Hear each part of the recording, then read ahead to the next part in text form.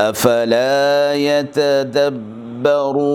القرآن ام على قلوب اقفالها، تو کیا یہ لوگ قرآن میں غور نہیں کرتے یا دلوں پر قفل لگ رہے ہیں؟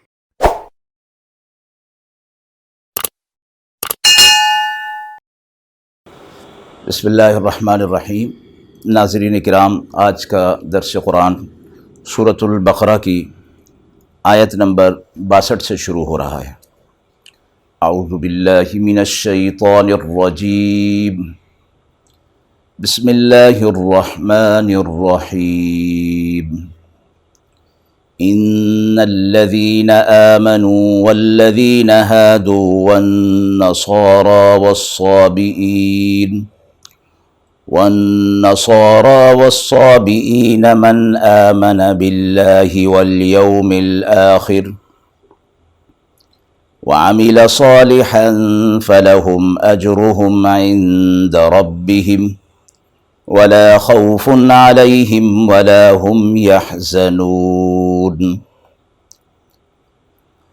بے شک جو لوگ ایمان لا چکے ہیں اور جو لوگ یہودی ہوئے ہیں اور نصارہ ہوئے اور صابی، بس جو کوئی بھی اللہ اور آخرت پر ایمان لے آئے گا اور نیک عمل کرے گا، سو ان سب کے لیے ان کے پروردگار کے پاس ان کا اجر ہے، اور نہ کوئی اندیشہ ان کے لیے ہے اور نہ وہ کوئی غم کریں گے۔ ان الذین آمنوا، جو لوگ ایمان لا چکے۔ قرآن مجید کے اندر آمنو کا لفظ اہل ایمان یعنی مسلمان کے لیے ہے استعمال ہوا ہے، اور والذین ہادو بنی اسرائیل میں سے جو یہودیت کو جنہوں نے قبول کیا، والنصارى، یہ نصارہ مسیحوں سے الگ تھے، مسیحی تثلیث کے قائل تھے، حضرت عیسیٰ علیہ السلام کو اللہ کا بیٹا نعوذ باللہ، مریم علیہ السلام کو اللہ کی بیوی نعوذ باللہ قرار دے رہے تھے۔ نصارہ جو تھے یہ موحد تھے۔ اسی طرح صابی یہ بھی ایک فرقہ تھا جو اصلاً اہل کتاب تھا اور حضرت یحییٰ علیہ السلام کی امت میں سے تھا۔ حضرت عمر رضی اللہ تعالی عنہ اور محقق صحابی حضرت عبداللہ بن عباس رضی اللہ تعالی عنہ نے انہیں اہل کتاب تسلیم کیا ہے اور ان کا ذبیحہ بھی حلال فرمایا ہے۔ یہ اہل کتاب تھے، اہل قبلہ تھے، نماز پڑھتے تھے اور عراق کے علاقے میں یہ رہا کرتے تھے۔ ان کے متعلق فرمایا کہ جو کوئی بھی ان میں سے اپنا جو دین ہے وہ چھوڑ کر اور قرآن شریعت محمدی صلی اللہ علیہ وسلم آ جانے کے بعد رسول اللہ صلی اللہ علیہ وسلم کی نبوت و رسالت پر ایمان لے آئیں گے، اللہ پر، یوم آخرت پر ایمان لے آئیں گے، اور ساتھ ہی فرمایا وَعَمِلَ صَالِحًا، اور اس کے ساتھ ساتھ نیک عمل بھی کریں گے، صالح عمل بھی کریں گے، اور عمل صالح وہی ہے جس کا ثبوت شریعت کے اندر موجود ہو۔ فَلَهُمْ أَجْرُهُمْ عِنْدَ رَبِّهِمْ، تو ایسے لوگوں کے لیے ان کے پروردگار کے پاس اجر ہے۔ وَلَا خَوْفٌ عَلَيْهِمْ وَلَا هُمْ يَحْزَنُونَ، ان کے لیے نہ کوئی خوف ہوگا، اندیشہ ہوگا، نہ ان کے لیے کوئی غم ہوگا۔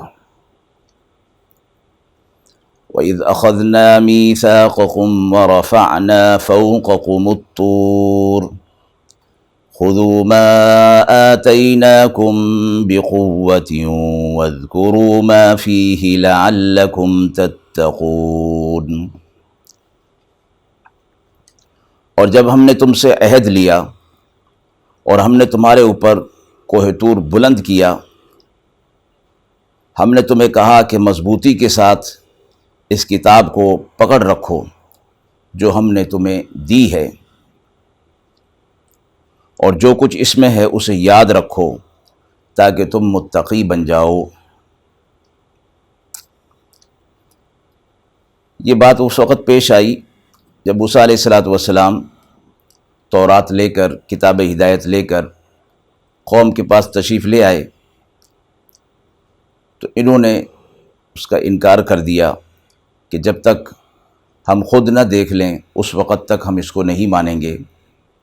تو موسیٰ علیہ السلام کے ساتھ 70 قوم کے نمائندے گئے، واپس آ کر انہوں نے بالکل غلط تو نہ کہا، لیکن کچھ چیزیں اپنی طرف سے اس میں شامل کر دیں اور کہا کہ اللہ تعالیٰ نے کہا ہے کہ جتنا کر سکتے ہو کر لینا، جو نہیں کر سکو گے اس کو معاف کر دیا جائے گا۔ تورات میں احکامات کچھ سخت تھے جو کہ اس قوم کی مناسبت سے تھے، حکمت اور مشیت پر مبنی تھے، تو اس لیے ان لوگوں نے اس طرح کی بات کی۔ اللہ تعالیٰ نے فرشتوں کو حکم دیا کہ ایک پہاڑ جو ہے ان کے اوپر معلق کر دیا جائے۔ وہ معلق ہو گیا۔ اب فرمایا کہ اگر مانتے ہو تو ٹھیک ہے، ورنہ یہ تمہارے اوپر گرے گا۔ قوم ڈر گئی اور مان لیا۔ یہ بات اس آیت کے اندر فرمائی جا رہی ہے کہ ہم نے تم سے عہد لیا تھا، جب تم نے اس عہد کو پورا نہیں کیا تو ہم نے تمہارے اوپر کوہ طور کو معلق کر دیا۔ کتاب میں جو کچھ ہے، یعنی جو اس کے احکامات ہیں، اس کو مضبوطی کے ساتھ پکڑ رکھو، اس پر عمل کرو تاکہ تم متقی بن جاؤ، پرہیزگار بن جاؤ، اور اس کتاب پر عمل کرنے کے نتائج اور ثمرات تمہیں مل جائیں۔ ثم تولیتم من بعد ذلک فلولا فضل اللہ علیکم ورحمتہ لکنتم من الخاسرین۔ پھر تم اس عہد سے پھر گئے، سو اگر اللہ کا فضل اور اس کی رحمت نہ ہوتی تو تم ضرور تباہ ہونے والوں میں شامل ہو جاتے۔ اللہ نے تمہارے اوپر فضل فرما دیا اور وہ عذاب تمہارے اوپر سے ٹل گیا۔ وَلَقَدْ عَلِمْتُمُ الَّذِينَ اعْتَدَوْا مِنْكُمْ فِي السَّبْتِ فَقُلْنَا لَهُمْ كُونُوا قِرَدَةً خَاسِئِينَ۔ اور تم خوب جان چکے ہو ان لوگوں کو جنہوں نے تم میں سے سبت کے بارے میں تجاوز کیا تھا، تو ہم نے ان سے کہا کہ ذلیل بندر ہو جاؤ۔ اب بنی اسرائیل سے فرمایا جا رہا ہے ایک واقعے کی طرف اشارہ کرتے ہوئے کہ یہ واقعہ ایسا ہے کہ جسے تم خوب اچھی طرح جانتے ہو، اور تمہارے اسلاف آبا و اجداد میں یہ واقعہ گزر چکا ہے۔ اعتدوا منکم، تجاوز کیا تھا، منکم تمہارے ہی اسلاف تھے، فی السبت، اصحاب سبت ان کو کہا جاتا ہے۔ ہفتے کے دن اللہ کی طرف سے مچھلی کے شکار سے حکمتاً مشیتاً منع فرمایا گیا، لیکن انہوں نے اس میں حیلہ نکال لیا، اور حیلہ نکالا تو اللہ کو بات پسند نہیں آئی، اور ان کے لیے حکم ہوا کہ وہ بندر بن جائیں۔ صورتاً بندر بن گئے، اور 3 دن کے اندر اندر وہ ختم ہو گئے۔ اللہ کی طرف سے گزشتہ اقوام میں جو مسخ کی صورت ہوا کرتی تھی، اس کی نسل نہیں چلا کرتی تھی، ایک عذاب کی صورت تھی، اور اس کے بعد وہ ختم ہو جاتے ہیں۔ رسول اللہ صلی اللہ علیہ وسلم سے صحابہ اکرام نے پوچھا تھا، اللہ کے رسول صلی اللہ علیہ وسلم، یہ بندر اور خنزیر جو ہیں، کیا یہ انسانوں کی مسخ شدہ شکلیں ہیں جن پر اللہ کا عذاب نازل ہوا؟ آپ صلی اللہ علیہ وسلم نے فرمایا کہ بندر اور خنزیر اس واقعے سے پہلے بھی موجود تھے اور اس واقعے کے بعد بھی موجود ہیں۔ یہ ایک بطور خاص ایک نسل ہیں، ان کا اس مسخ سے اور عذاب سے کوئی تعلق نہیں، اور وہ جو عذاب ہوتا ہے جس پر ہوتا ہے وہ وہیں ختم ہو جاتی ہے، اس کی نسل آگے نہیں چلتی۔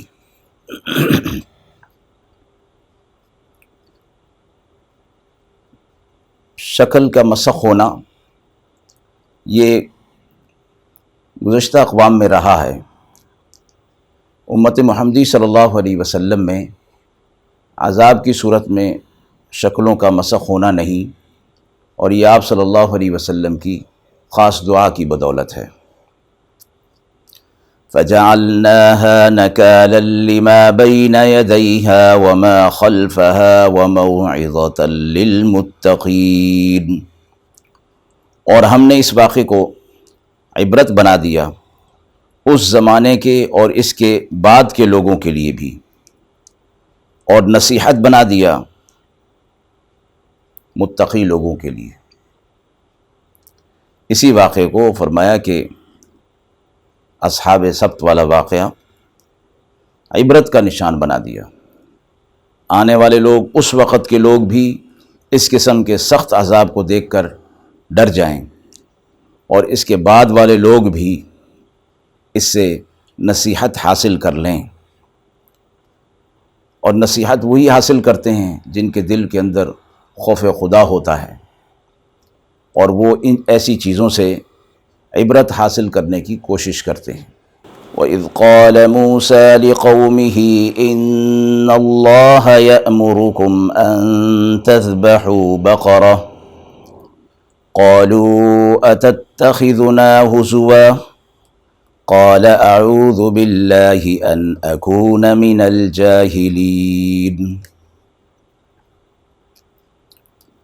اور جب موسیٰ علیہ السلام نے اپنی قوم سے کہا کہ تمہیں اللہ حکم دیتا ہے کہ ایک گائے ذبح کرو، وہ بولے آپ ہم سے ہنسی کر رہے ہیں۔ موسیٰ علیہ السلام نے فرمایا میں اللہ سے پناہ چاہتا ہوں کہ میں جاہلوں میں سے ہو جاؤں۔ یہ واقعہ کچھ اس طرح پیش آیا کہ بنی اسرائیل میں ایک شخص قتل ہو گیا اور قاتل کا پتہ نہیں چل رہا تھا۔ قوم موسیٰ علیہ السلام کے پاس آئی اور کہا کہ اس کا کوئی ہمیں حل بتائیں۔ موسیٰ علیہ السلام نے فرمایا کہ اللہ کا حکم ہے کہ ایک گائے ذبح کرو۔ مصر میں، فلسطین میں گائے کی عظمت اور تقدیس لوگوں کے دلوں میں بیٹھی ہوئی تھی، جیسا کہ گزشتہ اقوام کے اندر اکثر یہ رہا ہے۔ تو جب انہیں کہا گیا کہ وہ گائے ذبح کریں تو انہوں نے کہا کہ آپ کیسی بات کر رہے ہیں ہم سے، یعنی آپ جانتے ہیں کہ یہ تو ہمارے لیے مقدس ہیں، تو ہم اس کو کیسے ذبح کریں، آپ ہم سے مذاق کر رہے ہیں۔ موسیٰ علیہ السلام نے فرمایا کہ مجھے اللہ پناہ میں رکھے کہ میں ایسی بات کروں کہ میں جاہلوں میں سے ہو جاؤں، یعنی ایسی بات جو اللہ کی طرف نہ ہو منسوب، اس کو میں اللہ کی طرف منسوب کروں تو اس سے بڑی جہالت نہیں ہو سکتی۔ قالوا ادع لنا ربك يبين لنا ما هي قال إنه يقول إنها بقرة لا فارغ ولا بكر عوان بين ذلك فافعلوا ما تؤمرون۔ وہ بولے ہماری طرف سے اپنے پروردگار سے درخواست کیجئے کہ وہ ہمیں بتائے کہ وہ گائے کیسی ہو۔ کہا کہ وہ فرماتا ہے کہ وہ گائے نہ بھوڑی ہو نہ بن بیاہی ہو، بلکہ دونوں عمروں کے درمیان ہو، سو اب کر ڈالو جو کچھ تمہیں حکم ملا ہے۔ اب اس کی قوم اس کی کیفیت پوچھنے میں لگ گئی کہ وہ کس طرح کی ہو، تو اس کا جواب اس آیت کے اندر دے دیا گیا، درمیانی ہو، نہ بوڑھی ہو نہ بن بیاہی ہو، درمیانی عمر کی ہو، اس لیے اب جو حکم تمہیں دیا جا رہا ہے اس کو کرو۔ قالوا ادع لنا ربك يبين لنا ما لونها قال إنه يقول إنها بقرة صفراء فاقع لونها تسر الناظرین۔ وہ بولے ہماری طرف سے اپنے پروردگار سے درخواست کیجئے کہ وہ ہمیں بتائے کہ اس کا رنگ کیسا ہے۔ کہا کہ وہ فرماتا ہے گائے خوب گہرے رنگ زرد رنگ کی ہو، دیکھنے والوں کو اچھی نظر آتی ہو۔ اگلی شرط جو انہوں نے پوچھی اس کا بھی جواب دے دیا گیا۔ قالوا ادع لنا ربك يبين لنا ما هي إن البقرة شابه علينا وَإِنَّا إِن شَاءَ اللَّهُ لَمُهْتَدُونَ۔ وہ بولے اپنے پروردگار سے ہماری طرف سے درخواست کیجئے کہ وہ ہمیں بتائے کہ وہ اور کیسی ہو اور اس کے اندر کیا نشانی پائی جاتی ہو، اس لیے کہ گائے کے بارے میں ہمیں شبہ ہو گیا ہے، اور اللہ نے چاہا تو ہم ضرور راہ پالیں گے۔ قال إنه يقول إنها بقرة لا ذلول تثير الأرض ولا تسقي الحرث مسلمة لا شيئة فيها قالوا الآن جئت بالحق فذبحوها وما كادوا يفعلون۔ کہا کہ وہ فرماتا ہے کہ وہ گائے محنت کرنے والی نہ ہو، جو زمین کو جوتتی ہو اور نہ کھیتی کو پانی دیتی ہو، اس میں کوئی داغ دھبا نہ ہو۔ وہ بولے اب آپ ٹھیک پتہ لائے ہیں۔ پھر انہوں نے اسے ذبح کیا، اور ایسا کرتے وہ معلوم نہ ہوتے تھے، یعنی اتنی حیل حجت جو کر رہے تھے، معلوم یہ ہوتا تھا کہ وہ کرنا نہیں چاہتے، اس لیے اس طرح کی حیل حجت کر رہے ہیں۔ اصحاب سبت کے حوالے سے صاحب روح المعانی فرماتے ہیں کہ اللہ رب العزت نے جو انہیں یہ منع فرمایا تھا کہ ہفتے کے دن شکار نہ کریں، اللہ رب العزت کی طرف سے عبادتوں کو خاص اوقات میں اور خاص کیفیات میں متعین کیا گیا ہے، تاکہ طبعی ظلمتیں دور ہوں اور نور استعداد پیدا ہو، روحانیت بیدار ہو۔ تو جو اشخاص اس کا اہتمام نہیں کرتے، ان کے اندر سے روحانیت اور نور استعداد ختم کر دیا جاتا ہے۔ اس لیے اوقات کی پابندی کے ساتھ جو شریعت کے اندر عبادات کے اوقات مقرر ہیں، انہی کو ہی پورا کرنا چاہیے۔ وآخر دعوانا ان الحمد للہ رب العالمین۔